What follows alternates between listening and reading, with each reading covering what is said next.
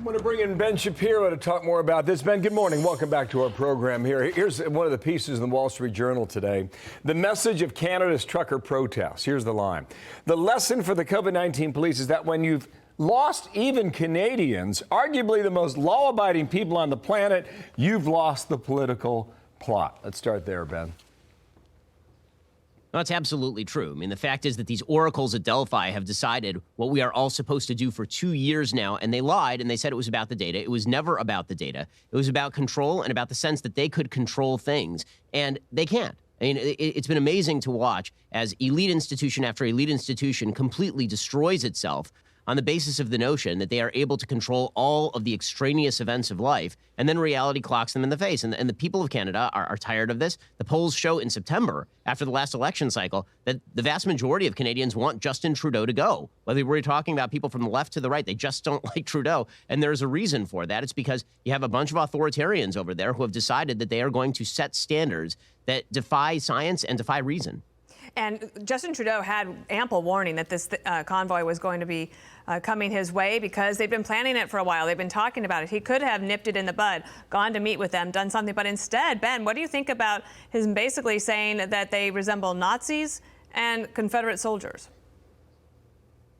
You know, this sort of tactic, which Trudeau is picking up from the American left, is likely to be wildly unsuccessful. Everybody can look at this convoy and see that they are not flying Nazi flags en masse, that these are not radical right-wingers. Now, this attempt to paint everybody who is opposed to the authoritarian tactics of the authorities on COVID to Nazis and far-right crazies, it's going to backfire. It has backfired. I mean, the reason that all these places are changing policy, including Alberta, by the way, which just decided to end a bunch of its own mandates, the reason that they're doing all of this is because the people have had enough. A year too late, but they've had enough.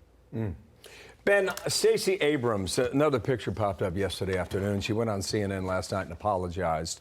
There's more than one picture. All right, here's the one that popped up yesterday. Her spokesperson said Stacey trusts science and supports masking in schools as it's the current CDC recommendation. She wore a mask to the event and removed it at the podium so she could be heard by students watching remotely and for photos, but only with folks who were masked. Well, I mean, I guess that's a step better than the mayor of L.A. who said he did not breathe for a moment there.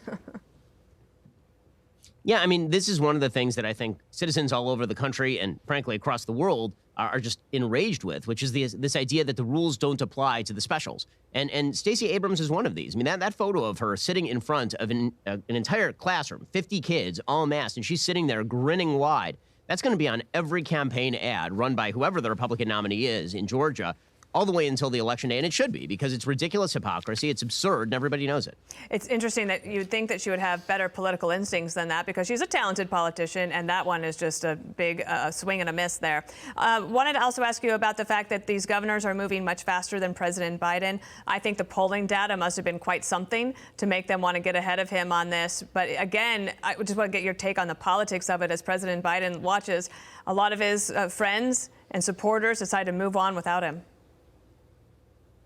Well, I mean, I think that he is going to use the State of the Union address in a few weeks to basically declare that he has ended COVID. You saw a preview of that yesterday when Representative Hakeem Jeffries actually came out and said that the reason that COVID is now on the downswing is because of Joe Biden's policies. Of course, he can't explain why that would be, because it's absolutely untrue. And you're seeing the same thing from wide swaths of the left, which have declared that the only reason they're loosening up now is because they're following the science. Let's be clear. The data have not changed one iota with regard to COVID since the onset of Omicron, and truly with regard to the vaccines, since the vaccines were widely available. This is not about the data. It is about the politics. The American people said enough, and they should remember that these politicians punished them for 2 years with bad policy because they lied to them and said they could control the virus when they could not, and then they suggested that they had a level of control over the virus even beyond the vaccines that exceeds the capacity of human beings, period. And they said they were surprised by it, by Omicron. And we can handle a lot, too.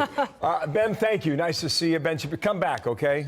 And we'll have more time. And excited about your movie that's coming out, Shut In, this weekend, free on YouTube. I know that you have a brand new venture, and congratulations on that. We look forward to it. Thank you, Ben. Hi, everyone. I'm Brian Kilmeade. I want you to do me a favor. I want you to click to subscribe to the Fox News YouTube page. This is the only way that I know for sure that you're not going to miss any great commentary, any great news bites, any great interviews coming your way on Fox. You can get it all here on YouTube. So subscribe right now.